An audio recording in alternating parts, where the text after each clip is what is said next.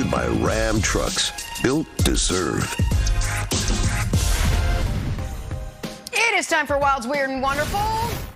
NHL playoffs underway. What a game last night, right here in our backyard. Penguins, Rangers, Evgeny Malkin winning it for Pittsburgh with the goal in triple overtime. This game would not end. It was pretty wonderful stuff. But Kevin Wilds, what is even more weird and wonderful last night? Oh, more wonderful Bucks Celtics. Jaylen Brown, Grayson Allen. Oh, Grayson. Down goes Grayson. Jaylen 25 in the first half, 5 in the second. You know what's leading today, Broussard? Kind of need more than 5 in the second. I just say, second half, you got to have more than 5 points. Oh, wow. Just saying it's leading. Oh, he's switching it up on Jaylen, too. Like he did Ja. No, I'm not. Switching it up. Did he push him? Yeah, he did. Did he push him, Wilds? If I'm Grayson, I'm playing the push card. No. Oh, he shoved me. I mean, you didn't catch it. He shoved Grayson has no cards to play. The trip card, Grizzlies, Warriors. Jaren Jackson fouls out. Draymond waves goodbye.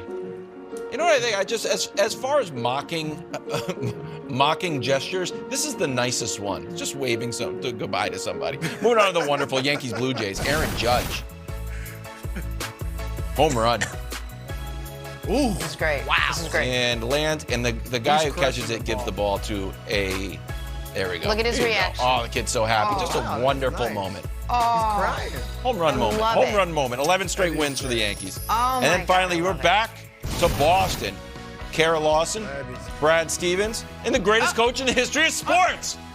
Wearing a lovely puffy vest. That might be our first things first vest, Katanic, they handed out at the bowling party that doesn't fit me.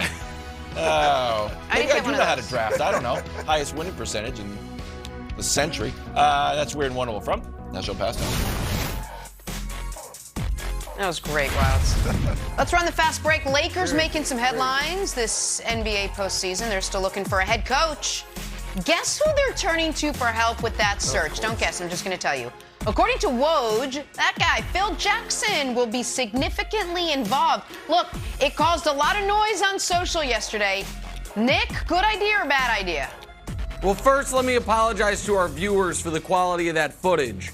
But the last time Phil Jackson was a relevant NBA person, high-definition television didn't exist. So that's why it looked a little grainy there. Listen, is it too much to ask that Linda Rambis, who is not running the local family hardware store, she's running the Lakers. I said Linda Rambis, Jeannie Buss, pardon me. Is it too much to ask that Jeannie Buss, when she's deciding who's going to steward the franchise, look further than the top list of guests of the wedding she almost had to Phil Jackson? It's like, well, I was going to marry Phil, he should be involved. Linda was going to be my maid of honor, she should be involved. Pelinka was going to be on Phil's side, he should be involved. It's the Lakers. Can you, and to use a Wilds line, can you open up the aperture a little bit and not just call what would have been your top 8 on MySpace 20 years ago to figure out who to steward the team?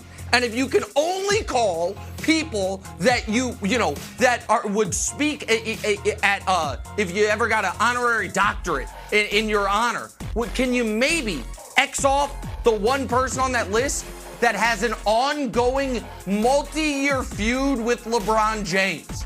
Is that maybe do that? Like, of course Phil Jackson's involved. I mean, of course he's involved. Because why wouldn't he be involved? I mean, Jeannie was once engaged to him. He was great when the Lakers were great, which happened to be, during the W. Bush era. So sure. Yeah, let's go ahead and have Phil involved. It's so infuriating, bro. It really, really makes me mad. All right, Entertaining. Nick, I agree with every single thing you said. I'm going to take it even further. All right, look, I will admit this. If I have my choice of decision makers on this, Phil Jackson, Kurt and Linda Rambis. Yeah, I'm going with Phil in that one. But that's like saying I'd rather have Shaq shooting my free throws than Ben Simmons, all right? Neither one of them is a great option, all right? So Phil Jackson, no, he should not be involved. Phil Jackson, obviously, tremendous coach. And unless he's about to sit on that bench and give some direction, make amends with LeBron first, of course, then I don't want to hear from Phil Jackson. We've seen him in this position, right? He did it with the New York Knicks for 3 years, president of the team. And it was an abject disaster. Let's look at some of his decisions, shall we? Please. He fires Mike Woodson as coach. All right, Woodson, by the way, he fired him a year after Woodson led the Knicks to the second round of the playoffs for the second time this millennium. All right, for the second time this millennium.